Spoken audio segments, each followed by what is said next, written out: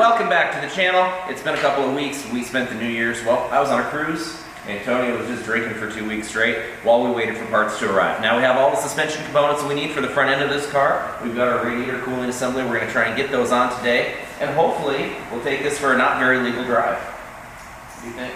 I'm going to do it. All right, let's go. What we've got from Top Euro Parts, a fine eBay reseller, is we've got all of the control arms. I was able to get a repair kit. It has all of the control arms for both sides of the front suspension. I got it for $700 with free shipping, which is less than Bentley wanted for just one control arm. So I'm sure these are made from the finest Taiwanese aluminum, but we'll see how they go. They can't be too bad. They look good. Yeah. Got the lowers. All right. I've got to find out how I'm going to bypass removing the whole subframe. You could drop the sway bar. You should get enough room to get it out, or so. Yeah. Shit, that is pretty tight. I don't want to take this out either. This is like the most complex, worse than the Aston Martin. Well, kids, when you're gonna buy a supercar and put it back together, well, when you're buying a $50,000 or $60,000 car for $5,000 that's wrecked, I mean, you kind of get what you get. I joke that I'm a wannabe billionaire because I want to be a billionaire, but I don't want to wait. So I want things billionaires have, but the only way I can buy them is wrecked and hopefully fix them up. But this is a really poor prior repair. I mean, I think whoever worked on this before just shouldn't ever work on cars, ever. That's okay. Their failure is our success. Here we go. I got an idea. We'll put the wheels back on. Let's see if the ones off the Aston Martin fit. The old ones. No, we don't have 4 wheels, but I just want to see if one of them will go on and see how it goes. Where is it? Not right now. Wait till we get it back together. Let's keep making forward progress instead of getting sidetracked. I'm on sidetracked. Kids, don't paint your calipers red. If they come red, that's one thing, but don't just... Why? Why do we keep buying cars that are wrapped with, like, painted calipers? What's wrong with the people I buy these cars from? I know. Whiskey. I blame the manufacturers of Pendleton for most of my decisions. I swear to God, when I bought the Aston Martin, I sat there like 35 separate times looking at that advertisement going, that car should not be rebuilt. Nobody should buy that car. That thing's only good for parts, and not very many. And it's like a parts car with no good parts. And then I drank some Pendleton. I got this. And I didn't buy it now. At least this one I had inspected, although I ignored what the inspector said.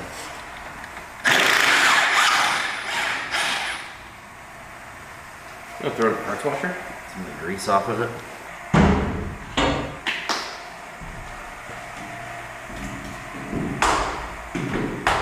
Heater off. Nothing looks nasty. I don't know why it's so covered in grease. There doesn't seem to be any oil leaks. Just years of neglect, I guess. How many do you think are missing when I open it? At least 7. At least 7, huh? Probably just the one we need. Yeah. Oh! They're all there.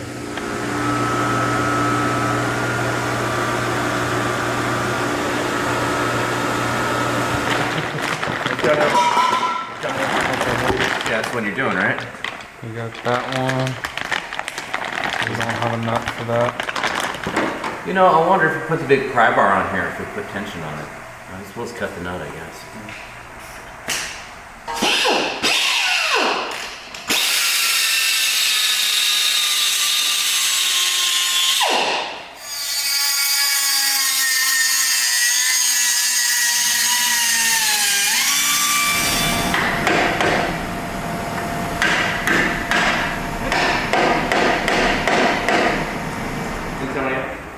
Can I ask you a question? Yeah. We're replacing that spindle, right? Yeah. Why are we spending so much time on this I nut? don't know. I just had that thought. Why are we spending so much time? Why are they staying out here? Ah, it's coming out now. So Antonio and I just spent 30 minutes cutting this bolt off to change this lower control arm. What neither one of us stopped to think until just a minute ago was that we're actually changing the spindle. So we didn't need to do that. We could have just pulled it out of the car in one piece, but we like extra work. You know? We like to do things a difficult way. So I don't know why they did it this way. On this side, where the forward control arm is, the nut goes through the back, or the bolt goes through the back side, and the nut's on the front. Well, on this side, and all I can think of is that it was when this was repaired from the last accident, if they had the subframe dropped. Because this is the third salvage on this car. It goes the opposite way. There's no way to get the bolt out to change the lower control arm. So what we're gonna do is we're gonna punch it backwards, we're gonna cut it, and then when we put it back together, we'll assemble it the way the other side is. And that just makes more sense. You're not gonna cut that hard bolt with a wood blade. I'll give her hell trying.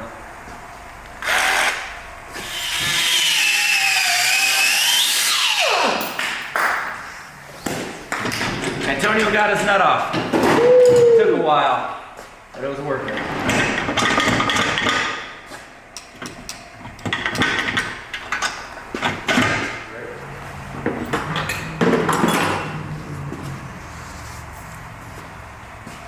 Jesus. It's hot, Jason. No, we're not doing a spindle on this side. We're just doing the upper mowers. Because that's what Steve gets for not being here, is he misses out on all the fun.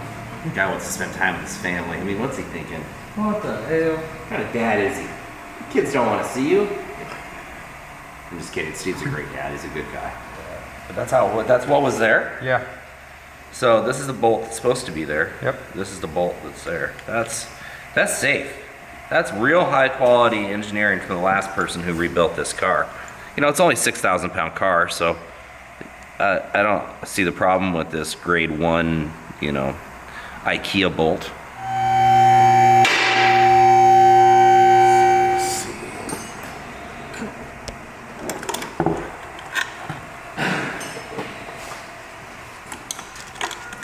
From its last rebuild to its accident, this car only had like 150 miles on it. I have a feeling the way they rebuilt it contributed to the wreck. Yeah. Just with as much stuff that's loose and wrong bolts and undersized bolts on steering and suspension components, it's just not, I mean, it shouldn't have been on the road.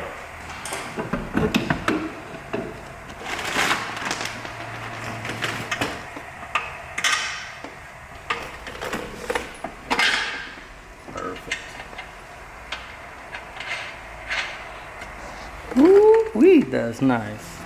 I think we need to have an intervention with Steve about his butt crack. I love the guy, but I think that's the only thing getting us views. yeah, well, possibly. This side's taking the longest because, of course, this is the side the impact was on, so everything was bent. We had to cut. The other side, all the nuts and bolts are loose, so it should just come right apart. Okay.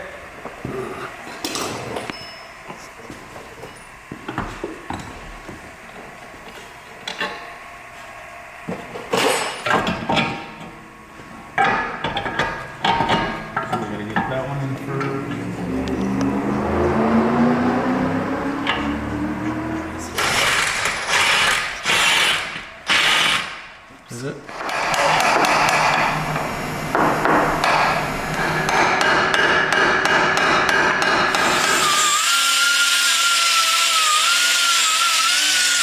So what I was doing to that was just knocking the rust off of it. I just used a Scotch-Brite pad so I didn't grind into the metal, just to kind of get the surface rust off of it. They're still going to squeak really bad when we drive it. I mean, this car's been wrecked for quite a while.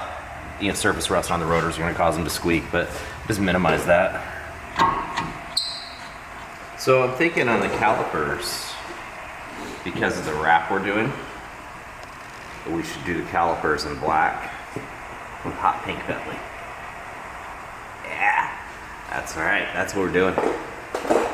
Yeah, that sounds amazing. You sound convinced. That's too small. It fit in the other side. Mm-hmm.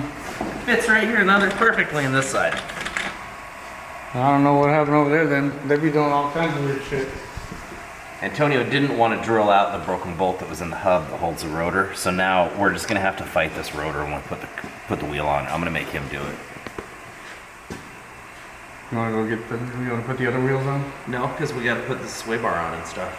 I want to get this car done today. We only have like a couple hours, and I want to. It's my wife's birthday. I got to get home. What's the matter, sir? I thought it was strange. Why are we've got an aluminum spindle steel over there. Maybe when it was in the original wreck, maybe they used it, because these cars were the same from 2005 to 2010. Maybe they used like a 9 or a 10, which probably has an aluminum spindle at that point. Bushings are bad, but they're not bent, right? Let's do this. We will go back to this and we will replace it, but just for content's sake, let's leave them. For now, we'll leave this side for now, just button it up, put it back together. We'll put the wheels on it. We'll plug the compressor in, we'll watch it raise up, and then we'll put our core support and shit on. And we can go back and do these later. We can let them soak and everything, or I can get another spindle.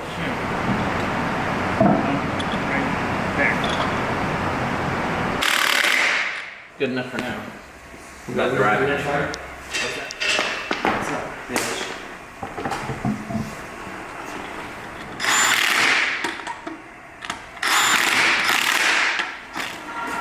Ooh, hear that? It's nice. All the rust. Oh yeah. So we just need to take that link out, and then so we're gonna replace it with these metal links that are adjustable. We're gonna start out. We're gonna put it to the stock height so that we don't have to mess with it. We'll let Steve mess with lowering it. Once we have the body kit on it, we have our wheels and everything. Yeah. Then we'll go through and we'll adjust the right height by these links by fooling the sensors. So. Okay. But for now, let's get that out. Okay. So if anybody buys any of these links, these lowering links, they don't come with the ball socket in. And I just tried to push it on, it wouldn't fit. Well, there's no instructions that come with these links or anything. So what I discovered is there's a safety retainer that just pops out, then it goes pretty much right on. And put your safety retainer back in, spin it around, and that'll hold it in. It'll keep that ball from popping out. If you don't put that retainer back in, it's gonna flop around and cause you all sorts of problems.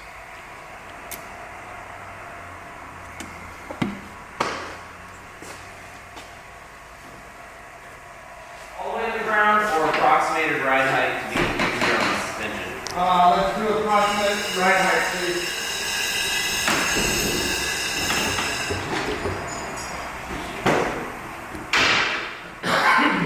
So Steve worked really hard to restore the air ride suspension on this a couple weeks ago before we took our break.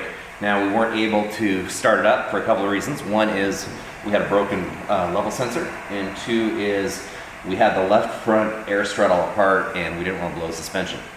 Unfortunately, Steve's not here today to see all his hard work. We'll have to see it on Monday. We've set the car now to what's the approximate ride height, and we're going to key on and let the airbags inflate. We don't want to set it all the way on the ground because we don't want to blow out our new compressor, our new used compressor. All right, Antonio, you gonna do it? Can you do the honors? Don't start it, just key on. Yeah.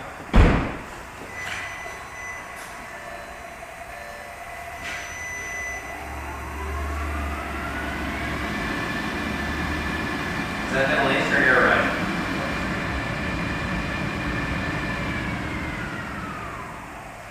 Maybe it has to be started. Oh, wait a minute. We're not on the ground. I mean, well, we're on the lift on the ground. Right height would be the one next to it, to the right? Yeah. Oh, you got to use your dial. Pushing in. Well, shoot. I guess we'll have to wait for our air ride specialist to get here. Mhm. Oh, profile. Oh yeah, I put my name in the computer.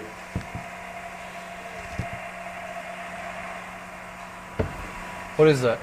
Is that the machine? Is that That's, the? I think that's the high pressure pump.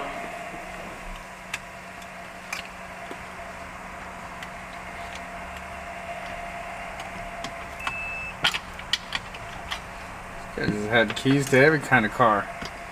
Yeah, we're not doing anything back here. Since your profile's already in here, BZ. Yeah. So that's probably where we're going to end up for today. We got all the control arms replaced. Good job, Antonio. So we've got a pretty healthy car now. We've got a really good jump start on it. I just need to get online and order some more parts. I did order our body kit. It did tell me it was a 45-day lead time to build it, so it's going to be a little bit before it gets here. I've got one fender. I still need to find a hood, a grill, and the other fender. And I think that's it for body parts. No, this is awesome. We're already ahead on this. I think so far, all in, I'm still under 10 grand, including buying the car, shipping, auction fees, and parts. So yeah, I think I'm right at 10 grand right now. Total budget for this car is about 20 to 25, so we're doing pretty good. Okay. Who's doing the wrap? C-Wraps, C-Wraps. Okay. the young guy who did the Baja. Oh, yeah. Yeah, We decided what we're going with? I did. What did we pick? That's gonna be a reveal. Oh, Nobody's gonna know but me, but I know. Come on, black and red. People are either gonna love it or they're gonna absolutely hate it and yell at me. And just like when I go to Cars and Coffees, I want people to throw coffee at my car. So No, the wrap's melting! so anyways, thanks for sticking around. Don't forget to like, share, and subscribe. Please donate.